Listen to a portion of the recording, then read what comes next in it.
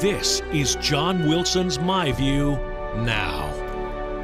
Please welcome John Wilson. Thank you once again for joining us. Yes, sir. So Jeb Bush said that if Donald Trump becomes president, that wall, by gosh, is never getting built. Mexico's not going to pay for it because it's not going to get built. Does he have a point? And George Bush says he's going to vote for Hillary Clinton. Hillary Clinton. Yeah, we got a mess, don't we? We have a mess. Is it going to get built? Well, who knows?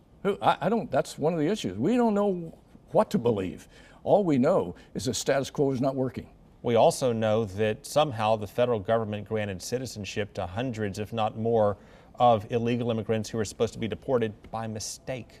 That tells us we've got bigger problems than just keeping people out with a wall. Yeah, I think it's 300, isn't it? Yeah. Is that what you heard? I think it's around 300 or so. Yeah. I think it's way beyond that, Craig. I think in our zeal to encourage democracy, we've allowed so many. You remember, we're not sure it's 11 or 12 million undocumented workers in this country now. We don't know that for sure. There's no way to count them.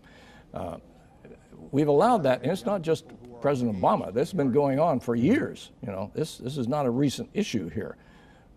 So we put ourselves in this position. So it's going to be difficult. I think they've got to have a pathway to citizenship. That's one of the issues, right? That's a key issue right there. Especially those undocumented who are here who have families here. As Donald Trump said, we got to be humane about this, but we've got to deal with that. And as for the government letting 300 or so, I think it's way beyond that. I think we don't know exactly who we've got now because of the attitude that we've had about immigration. And you know where that started as well as I did. It started when people started allowing so many immigrants to come into this country who would favor them at the ballot box. That's what we did.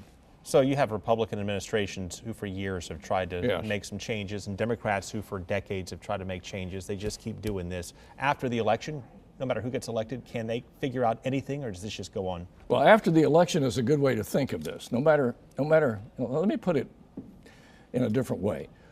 Let's say it doesn't matter who wins the election. Now, of course, it certainly does, but let's say it doesn't matter. Why doesn't it matter? It doesn't matter because they're going to be helpless to do anything without the approval of Congress. So what do we have now? We have a deadlocked Congress. Yeah. That's going to change because there's also an election for Congress that's taking place at the same time. So whoever gets elected to Congress, you know, we had an immigration bill that was passed bipartisan in the U.S. Senate and was disapproved by the House. It was rejected in the House. Yeah. We got bipartisan approval in one house and lost it in the other. They've got to be able to get together here. That's where it's going to be decided. It's going to be decided at the Capitol building. And voters will decide that in November. Yes. John, thank you. Yes, sir.